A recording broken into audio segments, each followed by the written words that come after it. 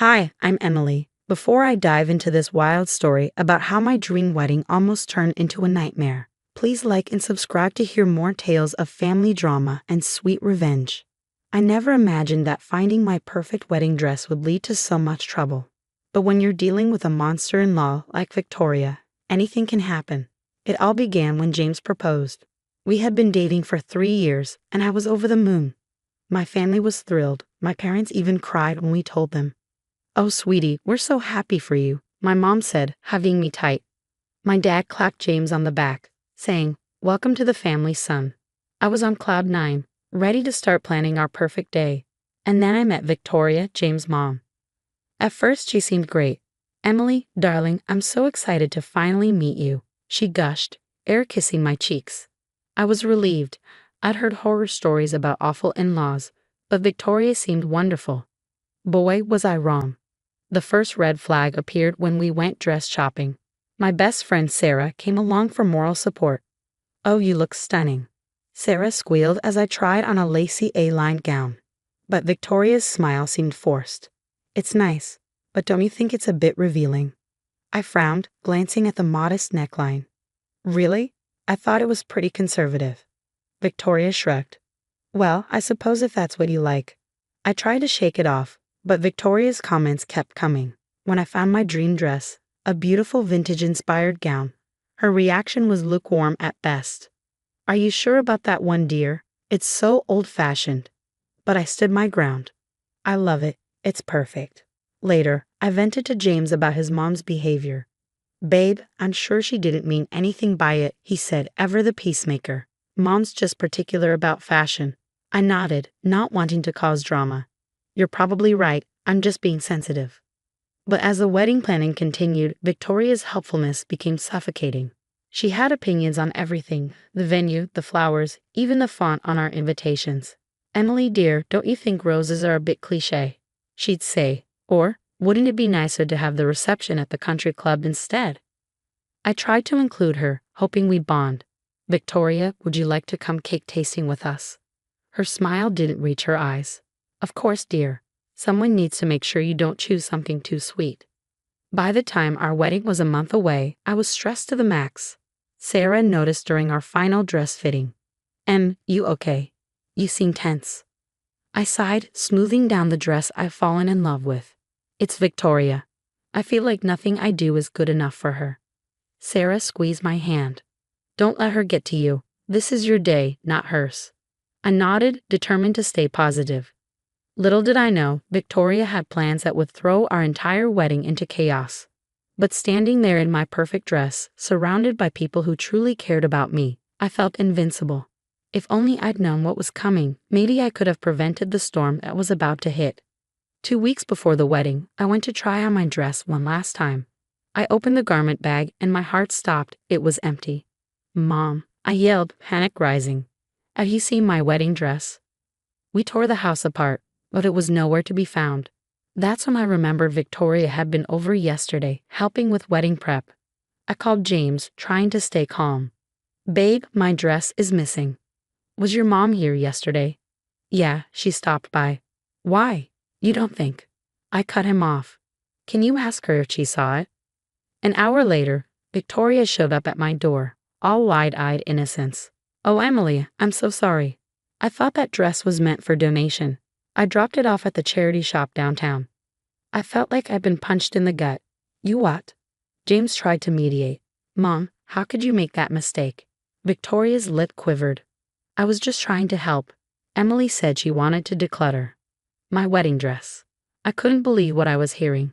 We spent the next week visiting every charity shop in town. No luck. The dress had vanished. James was frustrated. "Mom, are you sure you took it to a charity shop? Maybe you mixed up the locations." Victoria's eyes welled up. "Are you accusing me of lying? I'm devastated about this mistake." But something didn't add up. I confided in Sarah over coffee. "It's just too convenient, you know. She never liked that dress." Sarah nodded, her eyes narrowing. "Yeah, it does seem fishy. Have you talked to James about your suspicions?" I sighed. "I've tried. But he always defends her." I didn't want to cause any drama before the wedding. Then one evening, while I was at James's house, I overheard Victoria on the phone. Yes, it's taken care of, she whispered. That tacky dress is long gone. Now, maybe she'll choose something more appropriate. My blood ran cold. I had been right all along. Victoria had deliberately gotten rid of my dress. I burst into the room, shaking with anger. I heard you. You did this on purpose. Victoria's face went pale. Emily, I don't know what you think you heard, but James came running. What's going on? I turned to him, tears in my eyes. Your mother got rid of my dress on purpose. I just heard her on the phone. Victoria's demeanor changed instantly. Don't be ridiculous. You're clearly stressed about the wedding and hearing things. James looked between us, clearly torn. Emily, are you sure? Maybe you misunderstood. I couldn't believe it. Are you serious right now? Your mother has been undermining me this entire time, and you're still defending her. Victoria seized the opportunity. See how she's acting, James? Maybe this is a sign you two aren't ready for marriage. That was the last straw. I stormed out, ignoring James's calls to come back. Back home, I paced my room, furious and heartbroken. How could I marry into a family with such a manipulative woman? And how could James not see through her act? I called Sarah, my voice shaking. It's worse than we thought. Victoria did it on purpose, and James doesn't believe me. Sarah's voice was firm. Okay, that's it. We're not letting her get away with this. It's time to fight fire with fire. As we started plotting our next move, I felt a mix of determination and sadness. This wasn't how I imagined the lead up to my wedding would be, but one thing was clear. I wasn't going to let Victoria win, not by a long shot. After the blow-up with Victoria, I was at my wit's end. Sarah came over, armed with ice cream and a determined look. All right, Em, we need to get serious. I think we should hire a PI. I nearly choked on my ice cream. A private investigator. Isn't that a bit extreme? Sarah shook her head. Not if we want to expose Victoria's lies. We need proof. Reluctantly, I agreed. We hired a guy named Mike who promised discretion and results. A week later, Mike called with shocking news. Emily, you might want to sit down for this. Victoria has a history of sabotaging her children's relationships. My jaw dropped. What? How? Mike explained that Victoria had pulled similar stunts with James' older sister, causing her engagement to fall apart. And get this, Mike continued. I've tracked Victoria making multiple visits to a specific charity shop across town, not the one she claimed to donate your dress to. Mike's next revelation floored us. She's been seen leaving the shop with a large garment bag. I think she might still have the dress. My heart raced. We need to get that dress back and expose her to James. Sarah nodded, a glint in her eye. I've got an idea. We'll set up a sting operation. While we plotted, James was caught in the middle. He called, sounding torn. Emily, I love you, but my mom swears she's innocent. I don't know what to believe. I tried to keep my cool. James, think about everything that's happened. Does it really seem like a series of accidents? He sighed heavily. I don't know. Can we talk about this in person? I agreed to meet him, hoping to make him see reason. But when I arrived at his place, Victoria was there too. Emily dear, she said, her voice sickly sweet. I think we all need to clear the air. I steel myself. Fine. Let's talk about how you deliberately got rid of my dress. Victoria's eyes widened in shock. How dare you accuse me? James, are you hearing this? James looked pained. Emily, please. Mom says it was an accident. Why would she lie? I couldn't believe what I was hearing. Why? Because she's been trying to sabotage our wedding from day one. Victoria turned on the waterworks. I've only ever wanted what's best for you both, Emily. If you can't trust me, how can you be part of this family? I've had enough. Trust you? After everything you've done? James, if you can't see what's happening here, then maybe we shouldn't get married. I stormed out, leaving a stunned James and a smirking Victoria behind. Back home, I was a mess of emotions. Sarah listened as I recounted everything. That's it, she said firmly. Time to put our plan into action. We're going to catch Victoria red-handed. I nodded, a new determination filling me. You're right, no more playing nice. It's time to show James and everyone else who Victoria really is. We spent the next few days setting up our sting operation. Mike provided us with Victoria's usual schedule for visiting the charity shop. We planned to confront her there, with James present to witness everything. The night before our plan was set to unfold, I tossed and turned, unable to sleep. What if this didn't work? What if James still didn't believe me? I picked up my phone, tempted to call him. I stopped myself. Tomorrow would decide everything. Morning came and Sarah arrived early, determination etched on her face. "Are you ready for this?" she asked, squeezing my hand. I took a deep breath. "Ready as I'll ever be. Let's take her down." As we drove to the charity shop, a whirlwind of emotions churned inside me. Nervousness, excitement, and a touch of fear.